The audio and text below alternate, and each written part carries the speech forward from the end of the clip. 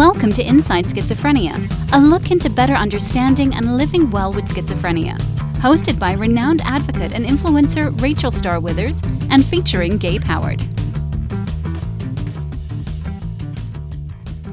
Listeners, could a change in your schizophrenia treatment plan make a difference?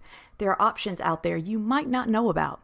Visit oncemonthly.difference.com to find out more about the benefits of once-monthly injections for adults with schizophrenia.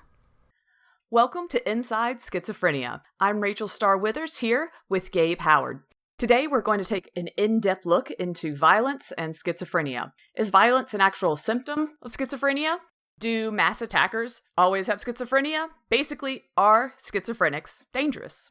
This is fascinating because it comes up so incredibly often. And I imagine that as somebody who lives with schizophrenia, people that believe this particular misinformation campaign or myth or misunderstanding sort of visit their fears onto your life. Is that fair? Yes. I'm very open about my schizophrenia, not just online and in podcasts, but everyday life. Okay. Most people who meet me as far as more than once, not just random strangers, and I'm just screaming it out. But if you work with me, you probably know at some point. And I get a lot of different crazy questions. Some people have asked me well, do you see colors? And I'm like, yes, I'm not colorblind. That has nothing to do with schizophrenia at all. But the weirdest I've gotten that I've never quite understand why is, have you ever killed anyone? And do they just straight up, when they're asking questions about schizophrenia, do they come straight out and say, have you killed anyone? No, this is something they lead up to. It's okay, I've been I know her, and we're finally talking, and maybe I feel like I can finally ask this question. That would be offensive if I asked right away, but I've definitely been thinking about it for the past 3 weeks I've been working with her. So it's on their mind from the moment they find out that you have schizophrenia. I mean, when they find out about your illness, this is something that pops into their head almost instantly. I personally think so. And does it worry you? Is it a concern? To me, it doesn't worry me. I always like to turn it into a joke. People say, have you ever killed anyone? Not yet. I just like to just kind of pause there for a long time. Take a nice deep breath and slowly turn my gaze to them. It's great.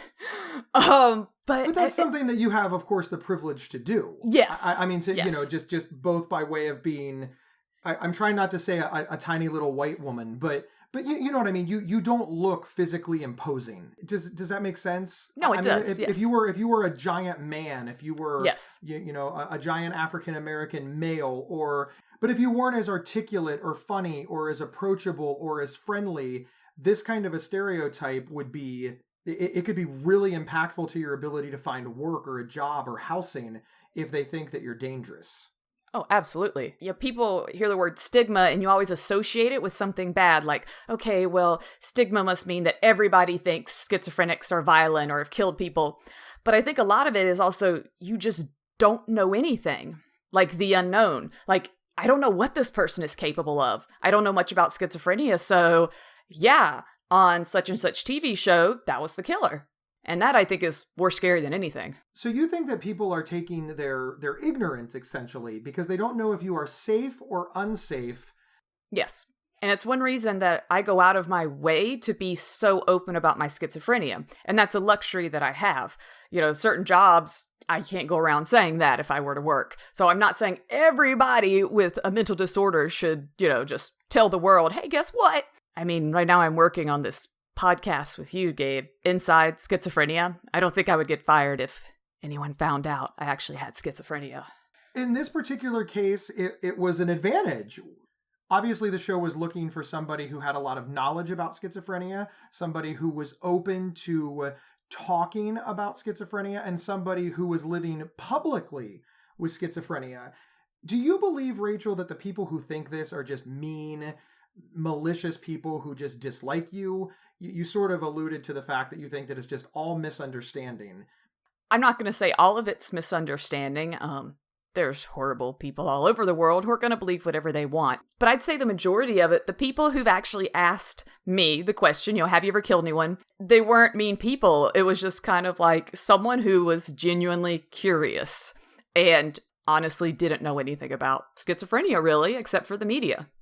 once you do your humor thing, and I agree with you, I think that humor has a lot of benefits. It diffuses situations. It makes people comfortable in a way. After that sort of dissipates and people are like, okay, now I've realized that accusing you of killing somebody or even thinking that can be really hurtful. Do good conversations come out of that, and how do you handle those? I usually like to follow that with, actually, people with schizophrenia are more likely to be the victim of a crime than to be committing the crime. And people be like, oh, really? Like, and that's just kind of like, oh, they'll like completely kind of change their thoughts. Like, I had no clue. And I'm like, yeah. So it's a nice little segue into some fun learning. When you say that people with schizophrenia are more likely to be the victim of a crime, do people believe you? Do they give pushback? Do they ask why that is?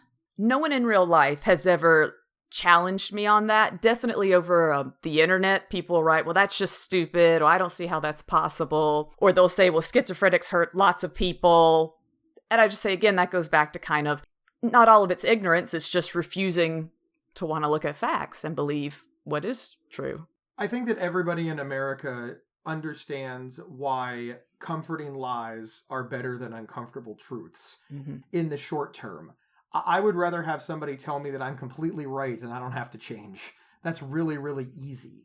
But of course, you can't grow and be open to new experiences. And the danger of believing these things about people with schizophrenia is that you may be avoiding a diagnosis yourself. Because after all, if you believe that all people with schizophrenia are violent and you think that you might have it, you're thinking to yourself, I'm not violent, therefore I don't have to go get help. You could think this about a loved one. You could think, oh my God, I'm really worried about my son, daughter, niece, nephew, brother, sister, best friend, but they would never hurt a fly. So I'm not going to get them a diagnosis. I'm not going to take them in. How does that strike you? Back years ago, the very first time I sat my parents down and I told them, look, I have went to the doctor and this is what happened. I've been diagnosed with schizophrenia. My mother did not want me to tell anybody, like anybody. When I made the first video I did about schizophrenia, she was mortified.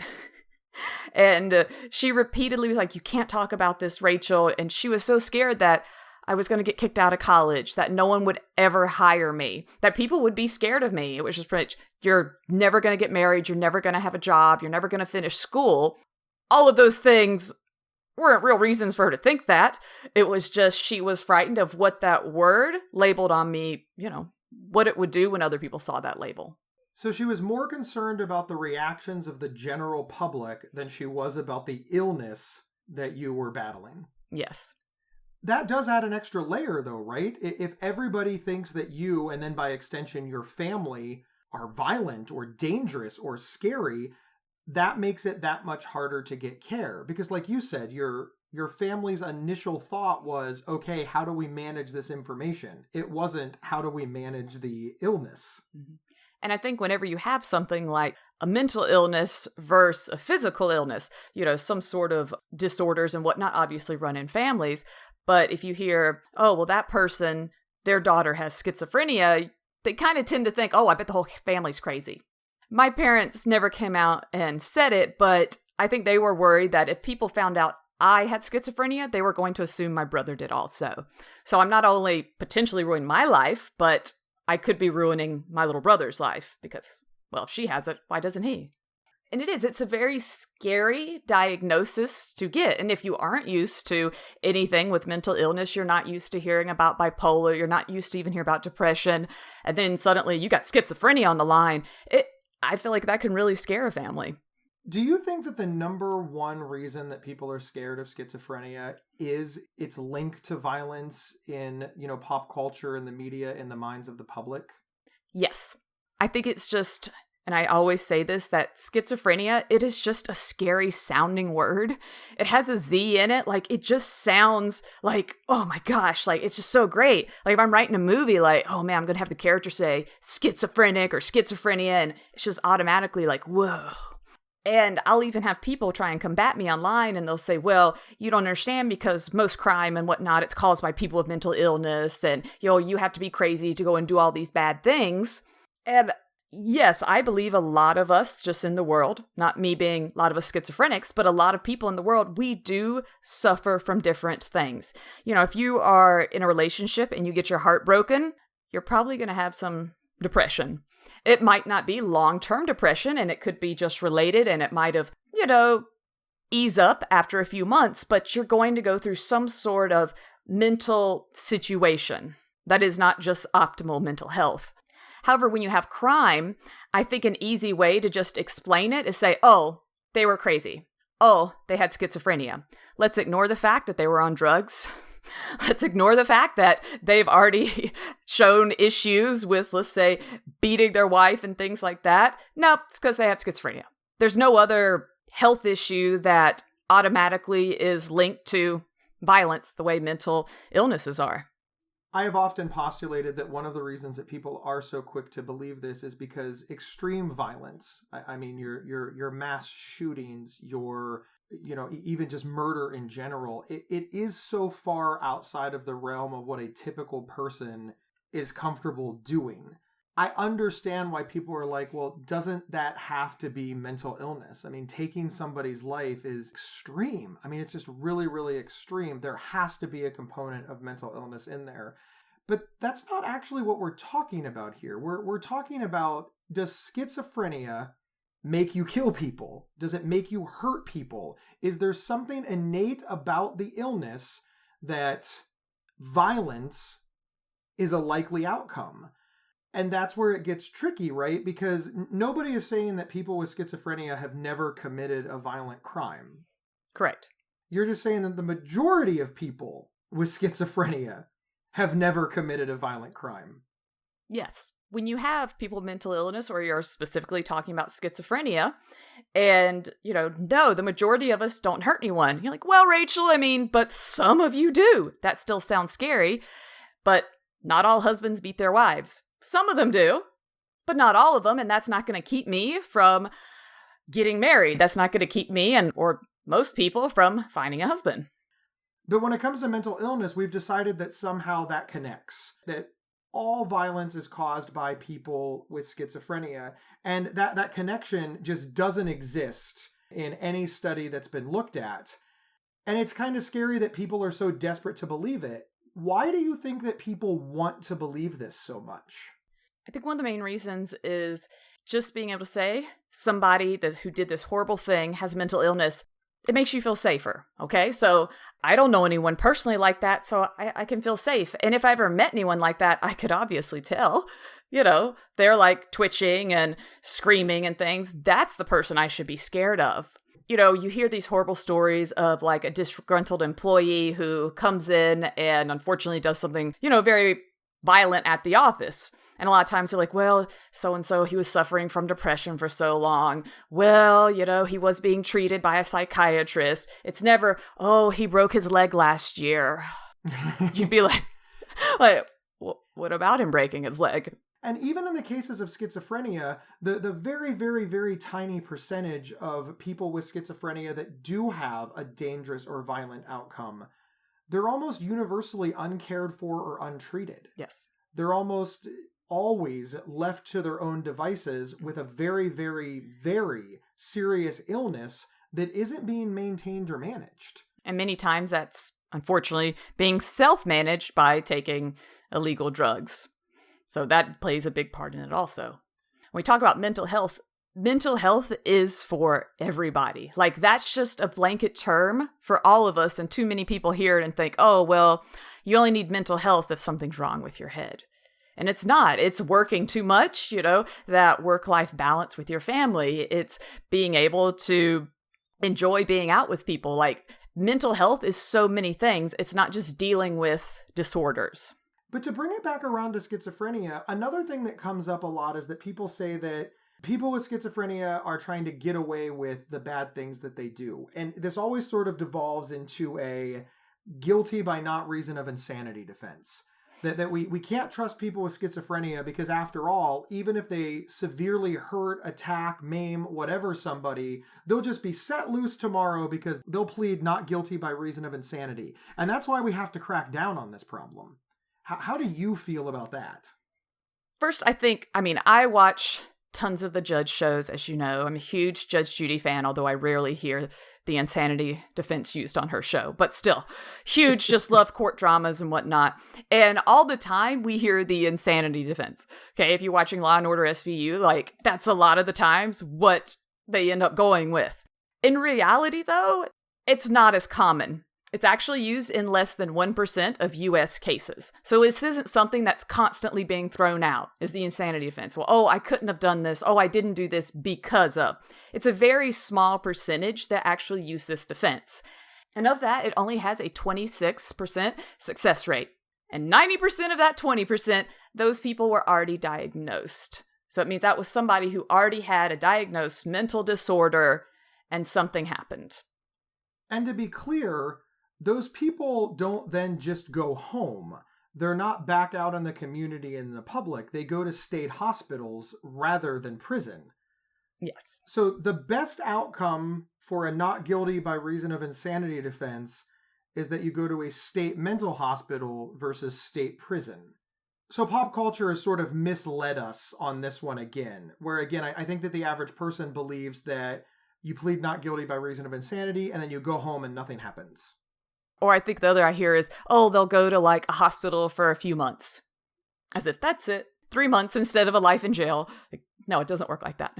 It is true that somebody may get out of a state hospital before they would get out of a state prison sentence, for example. But it's very, very rare that it's used. That's number one. It's not successful 3 out of 4 times. And when it is successful, it's a very high threshold to be met. So that's probably not the worst thing. As you said, this happens all the time on Law and Order. It's always the twist in the courtroom dramas, etc. And maybe television isn't the best place to get information about how life with schizophrenia works. No. Going back to stigma being not knowing, though, most people don't actively seek to learn. You know, we're given all this media, and that's just what they consume. So that's what I believe to be true. It seemed like it was a really true movie I saw. They had like a judge. It seems right. Let's switch gears slightly. Everything that you just said was about fictional movies. You know, you're talking about, you know, your courtroom dramas and your reality TV. I mean, stuff that I think the average person really should understand is fictional. But now let's talk about media portrayals. This is the news. This is the evening news, the primetime news. This is expected to be factual. And one of the things that we hear about on the news all of the time, especially in the wake of some national tragedy, you know, a mass shooting, for example, is the term paranoid schizophrenia. This happened because of paranoid schizophrenia. It is almost a verbatim headline for many, many examples of violence and schizophrenia. Yes. It's like if you have schizophrenia, that's bad, but paranoid schizophrenia, well, that's just give up. That's the worst. That's also my official diagnosis. However, they do not use those subtypes anymore. That was dropped in 2013.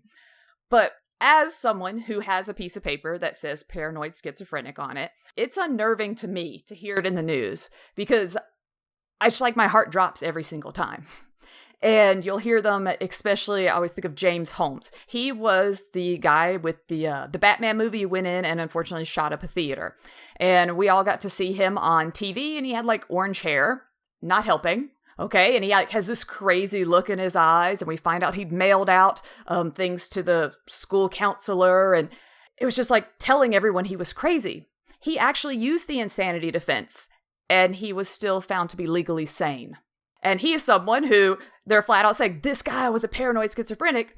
The court said, but that didn't cause him to do all this. So even though like that diagnosis is slapped on things, there's probably a lot of other diagnoses. We could probably also say he was depressed. We could probably also argue the fact that he had just failed out of college. That pushes a lot of people over the edge. We could probably argue the fact that he was an extreme comic book nerd, which as a comic book nerd also, I wouldn't want to go down that route. But I know like a whole bunch of like little basement people just gasped. That was one of the things that came out during the media coverage, just how much time he spent alone reading comic books and how much he loved comic book culture and superhero culture. Yet, Marvel movies are still wildly successful. The most successful comic book franchise ever. Because when people said that this one person consumed a lot of comic books and then was violent and, committed a mass shooting in a theater, people didn't say, oh, well, we have to be worried about all people who read comic books. No, people understood that that was this person's story, not everybody's story. Again, it's not the same way people think about schizophrenia. And as you said, schizophrenia, it sounds like a scary word. And then you put paranoid in front of it. Well, we all know that paranoia is bad. You're a paranoid schizophrenic. And you can see why people are drawn to these stories. Here in a few moments, we're going to talk to police officers about what they see, because they're the first responders for people who are having a crisis because of mental illness. How do you think that their comments are going to line up with how you feel? And as a person who lives with schizophrenia, how do you feel about the police, knowing that in general, society is blaming people with schizophrenia for large amounts of violence?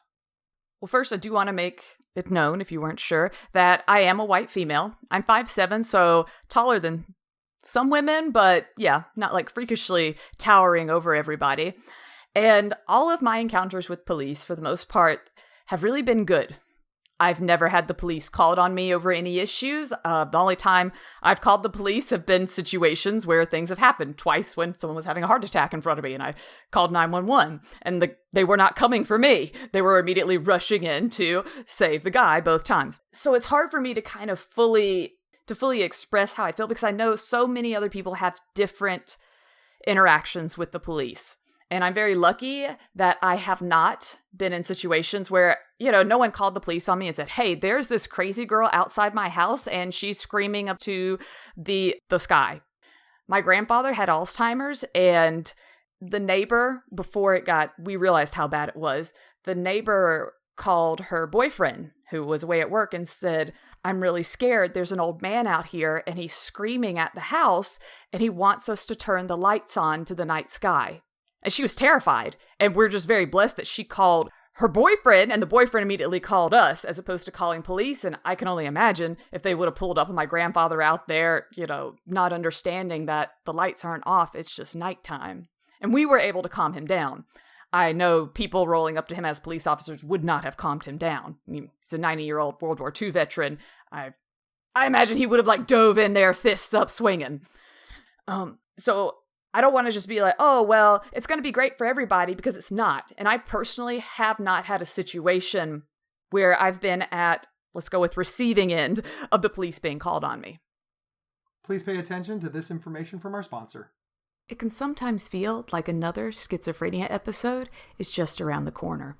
In fact, a study found that patients had an average of 9 episodes in less than 6 years. However, there's a treatment plan option that can help delay another episode, a once-monthly injection for adults with schizophrenia. If delaying another episode sounds like it could make a difference for you or your loved one, learn more about treating schizophrenia with once-monthly injections at oncemonthly.difference.com. That's oncemonthly.difference.com. Thank you for listening to our sponsor's message, and we're back talking about violence and schizophrenia. Rachel, before we bring on our guest, I just have one big question to ask you.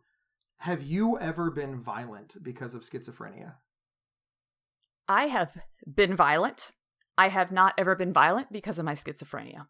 The closest I would say that had to do with my schizophrenia was, as a teenager, me getting just upset, not really understanding what was going on, and my father trying to control me and not physically harm me in any way, but yes, trying to physically control me, like kind of grabbing me, and me thrashing and becoming violent towards him at that moment. Again, not physical abuse really on either side, but it was just like me reacting to him grabbing me, trying to control me, where I was, moving erratically, screaming. At the time, he thought that's what he needed to do, and then I flipped out even more.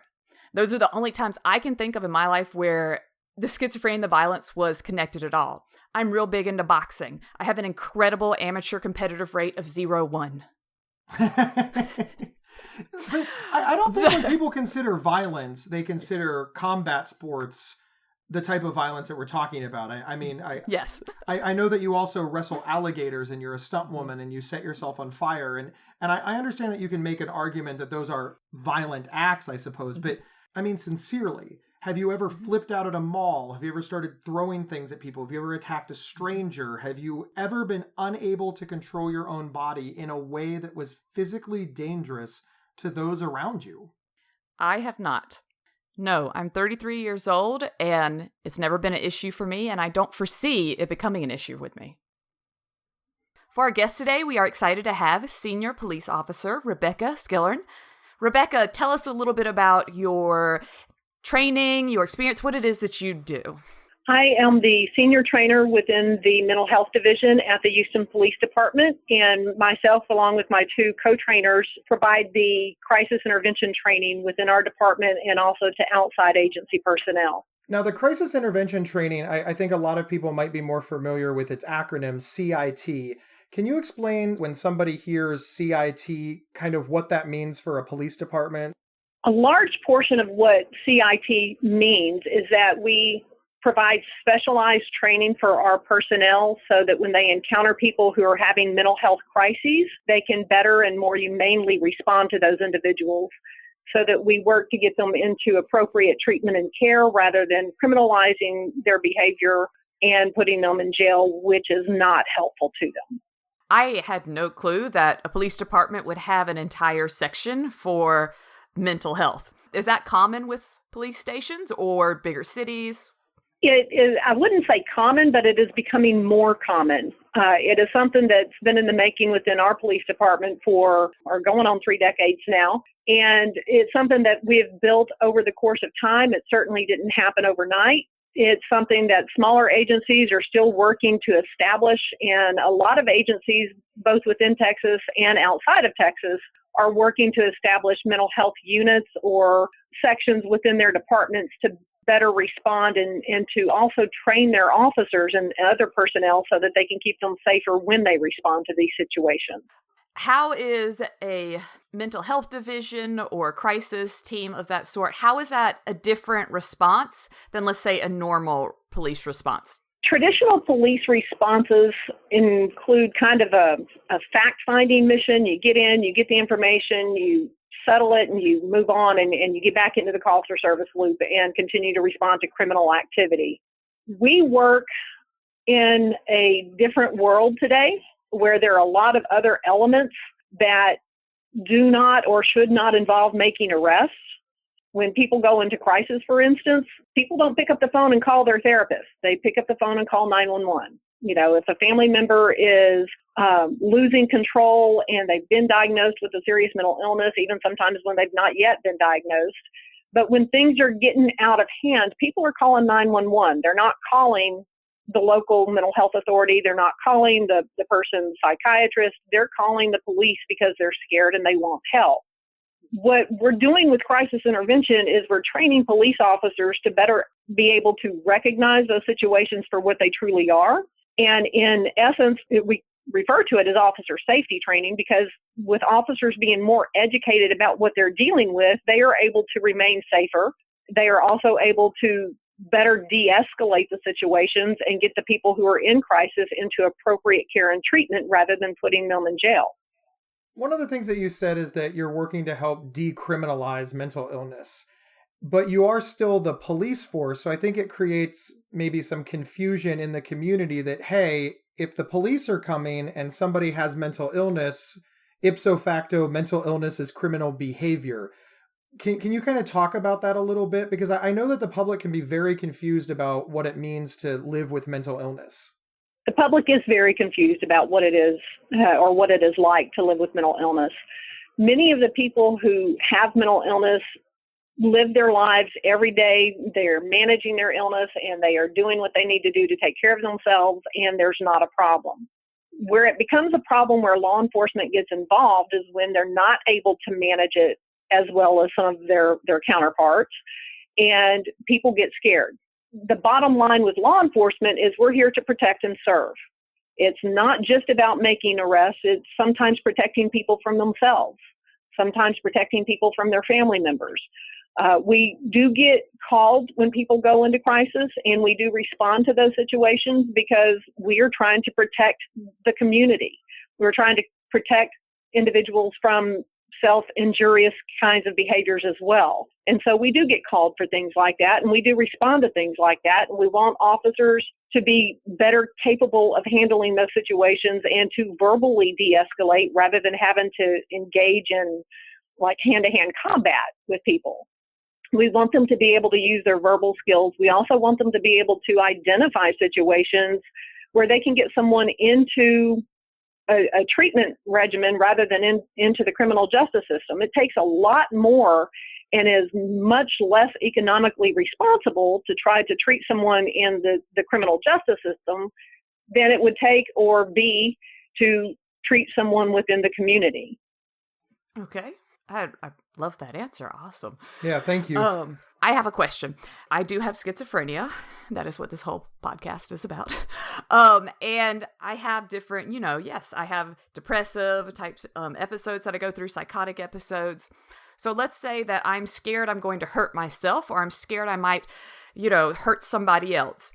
And it's a pretty intense feeling. And what would you suggest I do right away? What is my protocol for how I should react? If you are in imminent danger of hurting yourself or someone else, I would suggest that you call 911 and that you ask for a crisis intervention trained officer to respond to you. I would also encourage you to make sure that you are not near any kind of weapons, and would want to make sure that when you do, you let them know what you're wearing, that you don't have any weapons, that you respond well to, if you respond well to a certain kind of approach, let them know that as well. If you don't respond well to a certain kind of approach, let the call taker know that.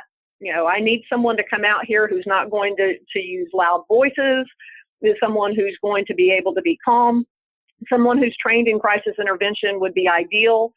I don't have any weapons, but I am having thoughts of hurting myself and or someone else, and I need help. Okay. When I was reading about the training and what you all do as far as like telling people how to prepare, I guess, for the police coming, was Right. One said turn on all the lights in the house. Yeah. I just thought that never occurred to me to do that. But yeah, I could see that being really important because I'm usually creeping around in the dark, unfortunately. I have the lights low, and I don't know, that just had never occurred to me. I thought that was interesting. Right. Have the lights on. Make sure if you have any pets that you have them secured so the officers aren't going to have to contend with that. It would also be important to make sure that you don't run up to the officers, and that when the officers approach, they can see your hands so that they can make sure that there aren't any weapons in your hands and feel confident with that. It's sometimes easier said than done when you tell someone to please stay calm, especially if they're actively hallucinating and delusional. A lot of times there will be a theme with people who experience psychosis that the government is out to get them. It's real important to reassure yourself they're here to help, they're here to help, they're here to help, and to repeat that out loud to them sometimes too. Because officers, like anybody else, are human beings, and they may become reactive if they're caught off guard. I understand you're here to help. Here's what I need. Here's what's going on. Please help me because I don't want to act on this. I don't want to do anything, but this is what I'm thinking. This is what I'm feeling. So just to be forthright with what there is, and also to identify if you have a diagnosis, to say, I have a diagnosis, and this is the medication I'm supposed to be taking, and hopefully they will ask questions like, when was the last time you had your medication? Have you had any breakthrough symptoms? Hopefully they will have been through the training and know the follow-up questions to go through as well. But if they don't, be prepared to offer that information, even if you're not asked. I really like, of course, all of this information, and I think it's all very, very helpful. But as you kind of alluded to, it's going to be a tall order for somebody who's in crisis, hallucinating and experiencing symptoms that are so intense that, they needed to call 911. So it sounds like this involves training, maybe the people that you live with or your family or your friends or your support staff. Do you have any advice for, how somebody living with schizophrenia can help their loved ones understand that it would be very beneficial that if they do need to call 911, they say all of those things other than listening to this podcast. Right. We actually, at the Houston Police Department, we worked with our local mental health authority, and we put together a mental health emergency assistance guide, which is a one-page form. One side is English, one side is Spanish. And it gives basic information like this with contact numbers, but it also says when calling 911, here's what you should do. And when law enforcement arrives, here's what you should do. The other piece is that I would highly recommend that family members be part of the treatment team. Be part of that support system. Learn about the illness, attend NAMI, attend the family meetings to become educated themselves, because oftentimes family members can be the biggest hindrance to getting the person help. And we encourage family members, look, if you have a family member who's experiencing this in his or her life, then become educated about it, because it's going to be a very important piece for you to help that person manage their situation. Help your family member by becoming educated, by knowing what to say when you call and ask for help, by even the individual, him or herself, can write the basic information down on a piece of paper so that if they do go into crisis and a person comes to respond to a call, a law enforcement officer responds to the call, they can hand them that piece of paper. They may not be able to communicate exactly what's going on with them in that moment in time, but if they have that piece of paper, they can hand it to them and say, here, read this, and it'll give the officer some information about what might be going on with the person. Got it. So Thank you. in our society, unfortunately, the term schizophrenia gets kind of thrown around a lot on people who necessarily don't have it. We have all the issues, obviously, with school shooters and different things. And then everybody who's ever taken a psychology class suddenly can diagnose people. Looking at all of that, I say in the media in general, it's made people really scared of the word schizophrenia and hearing that somebody has it. Do you think, with all of your training, that schizophrenics are responsible for just all of this violence in society? Absolutely not. In fact, that's one of the biggest misnomers and one of the biggest things that kind of drives the stigma associated with mental illness is that people don't know. In fact, they're ignorant. But ignorance is something we can educate and get rid of. People with mental illness are no more likely to be violent than the average person. In fact, statistics show that people with mental illness are probably more likely to be victimized rather than perpetrators of crime. The stigma is one of the many things we work to try to educate amongst our law enforcement personnel so that we get rid of some of those false beliefs. They're false beliefs not based on fact. Thinking that people with mental illness are more violent than the average person is just something that's clearly someone not being educated. The media does not do justice to mental illness because they do often portray people with mental illness to be much different than what the reality is. You look at movies like Split or Shutter Island or something like that, and people get this idea that someone with schizophrenia, it has to be completely out of it in order to be diagnosed with schizophrenia, when that is just certainly not the case. More often than not, people with schizophrenia or major depression or bipolar disorder can be, productive contributing members of society given the opportunity and having the people around them who support them and learn to understand how the illnesses affect a person. Awesome. Thank you very much for that response. That's wonderful. Thank you. So I don't live in Houston.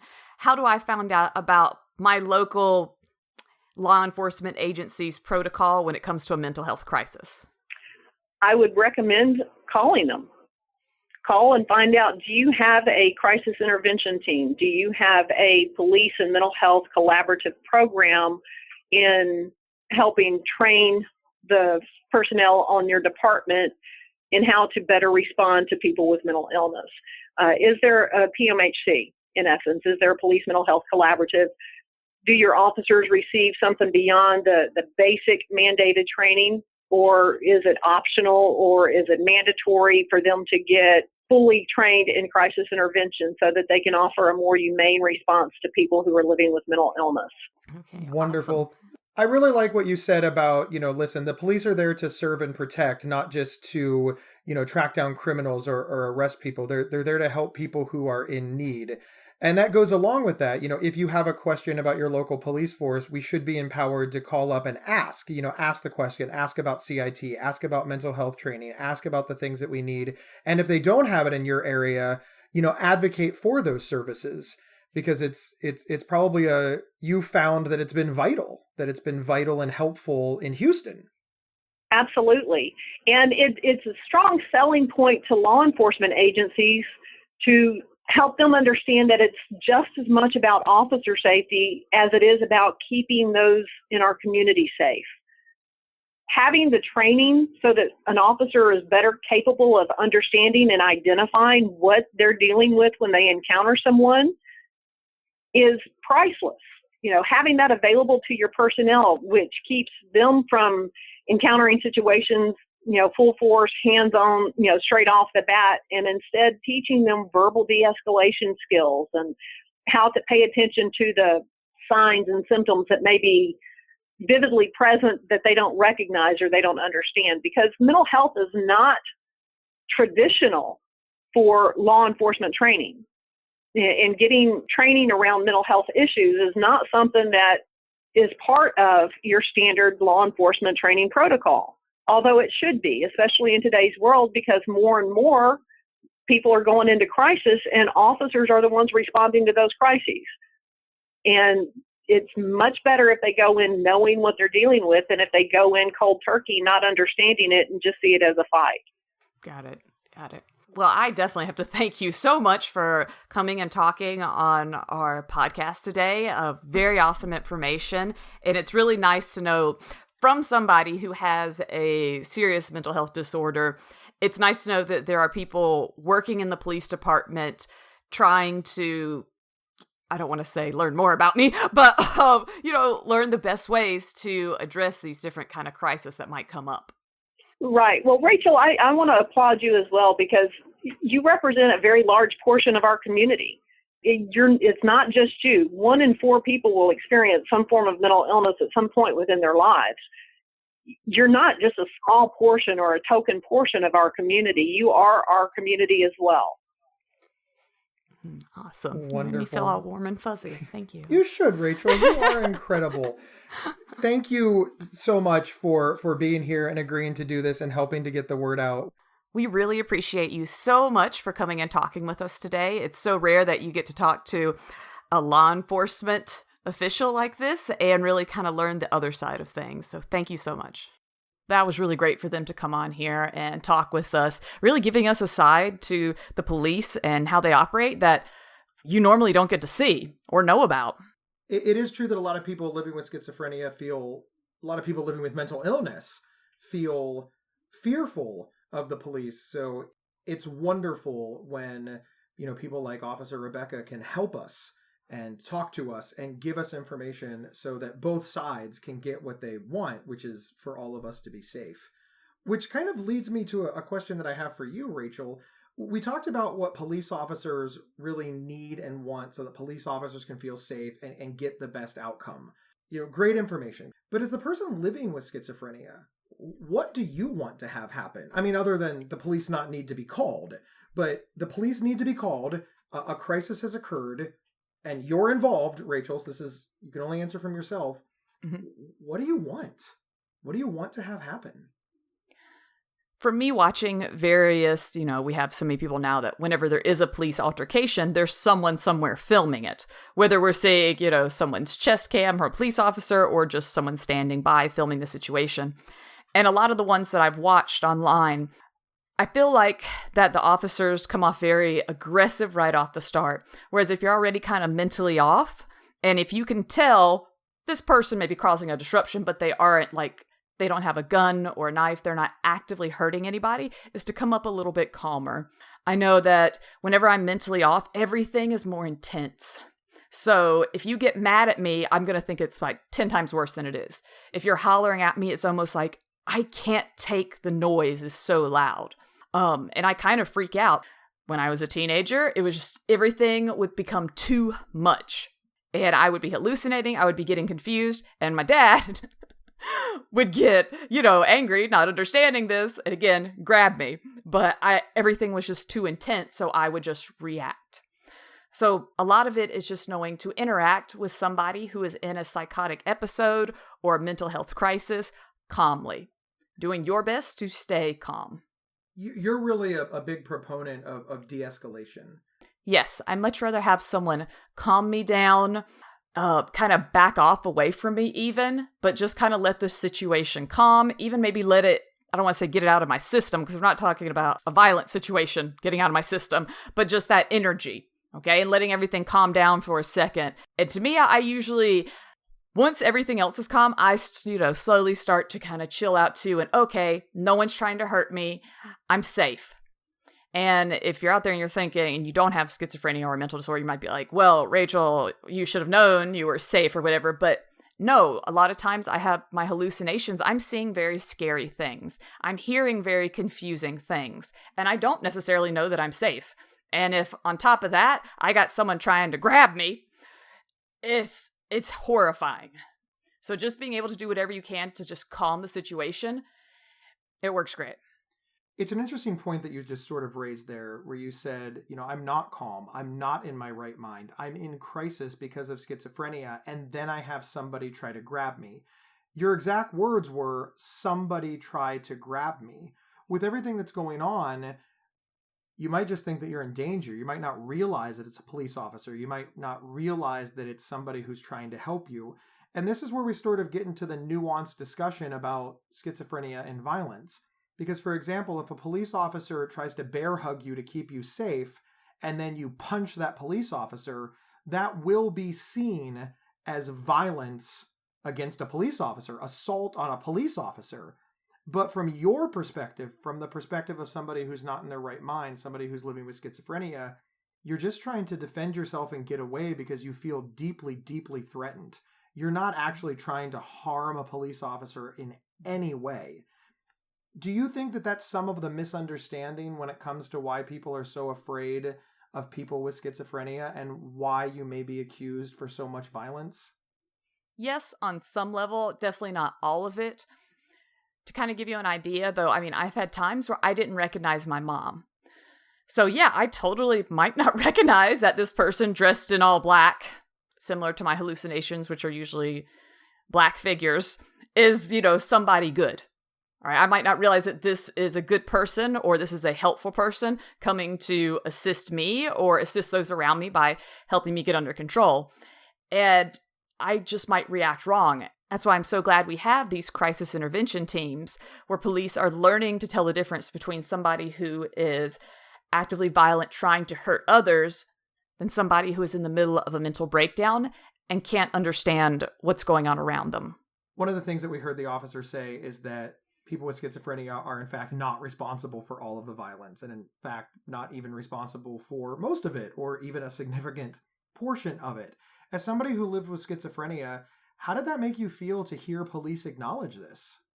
When Senior Officer Skillern brought that up, it makes me feel really good to know that not just advocates of schizophrenia, people who work in mental health care, people with family and friends of schizophrenics are the only ones that are working to make a difference. That it's even the police officers that are working to make a difference in this issue alone of violence and schizophrenia. That they're actually like, hey, we're the ones who respond to the violence. So we know firsthand, and no, it is not just about having schizophrenia is what makes somebody violent. When we were putting this show together, I think one of the most interesting things is when we were looking for a police officer to speak with us, they came from Houston, Texas. I kind of was thinking maybe it'd be a more liberal type state like California or maybe even like up in New York that have started this program, or like a small town where, there's not many of us, so it's pretty easy. There's only 5 police officers and only 20 people in the town. But this came from like Houston, Texas, where you think of, everybody got a gun, cowboys, Walker, Texas Ranger. And that's really awesome because they see the value in it, even while still being tough on crime. I couldn't agree more, Rachel, and I'd be lying if I said that I wasn't surprised too. And it's nice to know that crisis intervention training exists.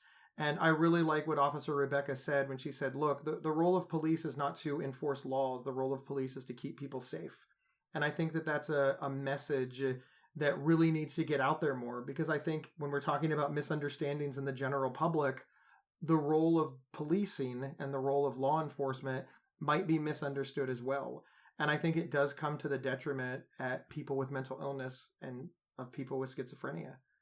So I'm glad that she was here. Yes, she was awesome.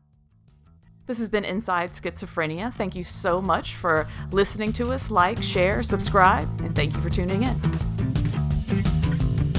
Inside Schizophrenia is presented by PsychCentral.com, America's largest and longest operating independent mental health website. Your host, Rachel Starr Withers, can be found online at rachelstarlive.com.